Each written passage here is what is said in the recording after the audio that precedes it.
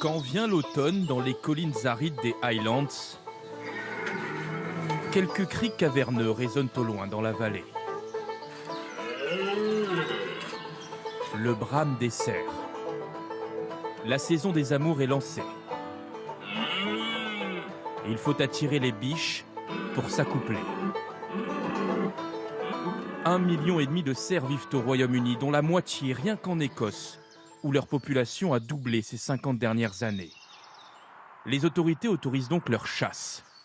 Et cette responsabilité est confiée aux propriétaires des terres, qui pour certains accueillent des touristes pour les aider. Julien Legrand est français. À la limite de la zone d'ombre et des rayons de soleil. Sa belle famille possède 3800 hectares de montagne, un tiers de la superficie de Paris intramuros. L'idée, c'est de rester du bon côté du vent. Ils ont un meilleur nez que la vision, donc on essaie de toujours aller dans le vent pour pas qu'ils puissent nous sentir. On the background. Son client est allemand, directeur des ressources humaines dans une entreprise pharmaceutique. Il a payé 450 € pour avoir le droit d'abattre un cerf. Après plusieurs heures à ramper dans la tourbière, voilà l'animal en ligne de mire.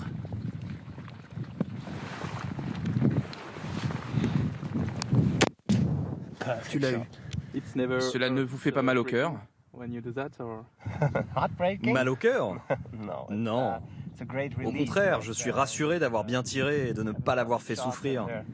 Il est mort instantanément. Le cerf, là, il avait aucune idée qu'on était à 50 mètres. C'est la façon la plus humaine d'abattre une bête. Contrairement à la chasse à courre, contrairement à l'agriculture, aux abattoirs. Julien Legrand en tue une quinzaine chaque année sur son domaine. Jamais plus.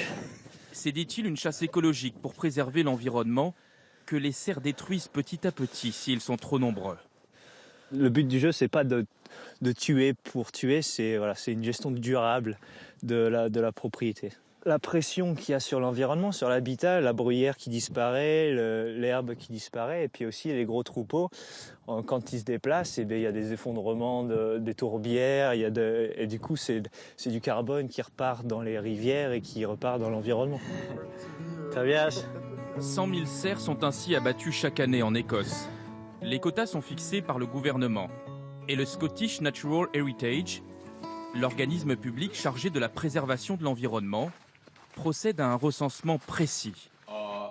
Des rencontres avec la population sont même organisées plusieurs fois par an pour sensibiliser. Vous voyez, elle n'a plus de ramifications et elle ne fait plus de fleurs. Elle est rigide, alors que naturellement, la plante devrait être abondante, comme ça. En Écosse, il n'y a plus de prédateurs naturels des cerfs, car le loup a disparu depuis des centaines d'années. Donc la régulation ne se fait plus toute seule. Si l'on n'intervenait pas, cela aurait un impact sur leur bien-être, car il y aurait trop de cerfs et plus de végétation pour les nourrir et à terme, beaucoup mourraient de faim. Mais certains habitants redoutent que cette chasse devienne à terme un business pour touristes, qu'elle ne soit plus suffisamment encadrée. À travers le monde, les gens chassent parfois simplement pour ramener un trophée. Et ce sport peut conduire à l'extinction de certaines espèces, comme les rhinocéros ou les éléphants. Il faut donc veiller à ce que ça ne devienne pas un commerce juteux.